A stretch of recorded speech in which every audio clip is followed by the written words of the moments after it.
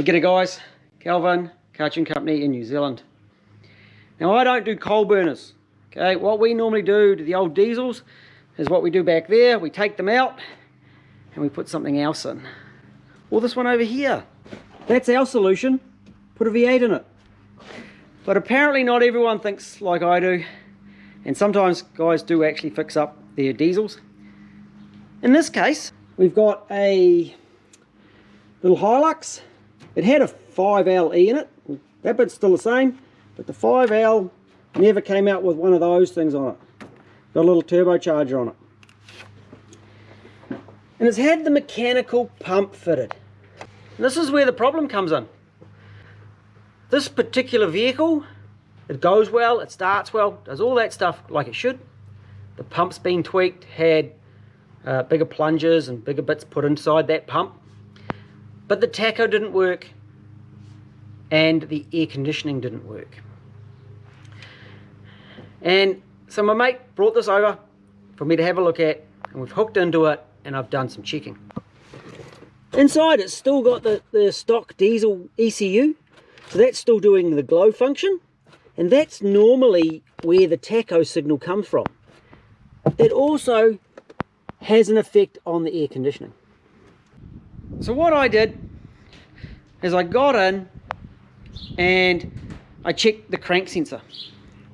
Now if we're looking at the late model Hiluxes, I often run the crank sensor only when I do the Lexus swap, and the tacho just works. But on this one with the diesel in it, crank sensor like factory, the tacho wasn't working, which meant it had to have got a cam signal as well. So I've gone through, done some checking, and on the pump there is actually the proper tacho output unit. So the unit for the tacho is tucked down on the back of that injector pump.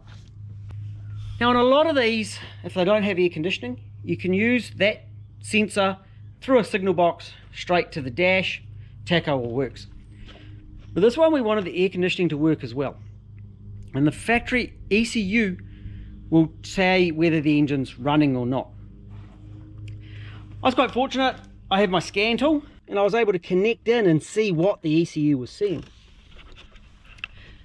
I saw the normal fault codes and I saw I could actually push the AC button in and out, and that was actually registering in the ECU. So it had to come down for the air conditioning that the ECU wasn't seeing tacho. I checked crank sensor, it was getting crank sensor, but it wasn't getting that cam sensor. So I've just bridged in, connected into the normal cam sensor position, into that pump, and look what happens.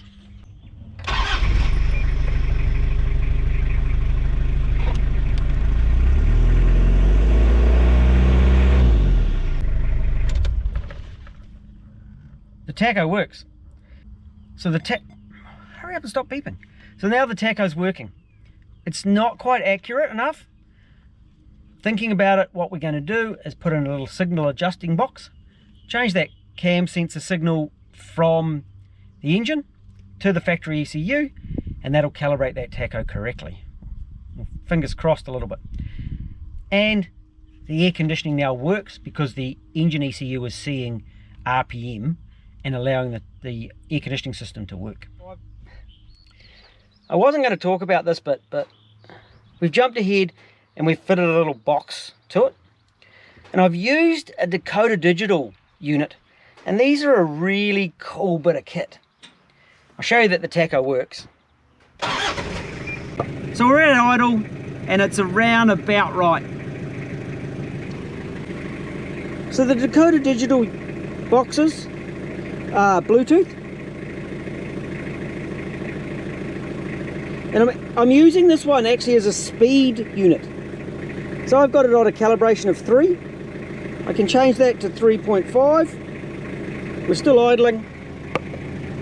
And you can see the tacho just moved. We'll drop it back down to 3. Just like that.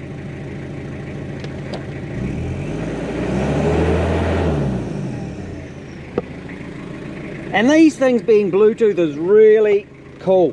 Really, really cool.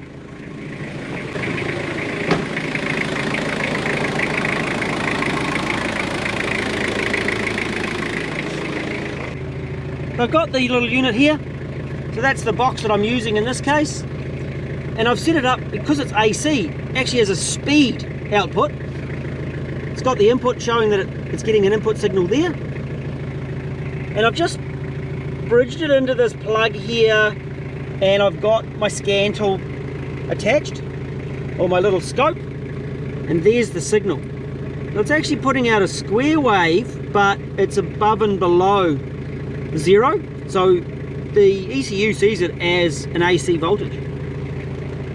Bluetooth it in, makes it really easy to set up. Really cool unit. We're done for today. Tacho's good, it's all working. I don't actually have a spare box, this one's already sold, but it allowed me to do a test on it and check it and know that it was good, so we could order the correct box.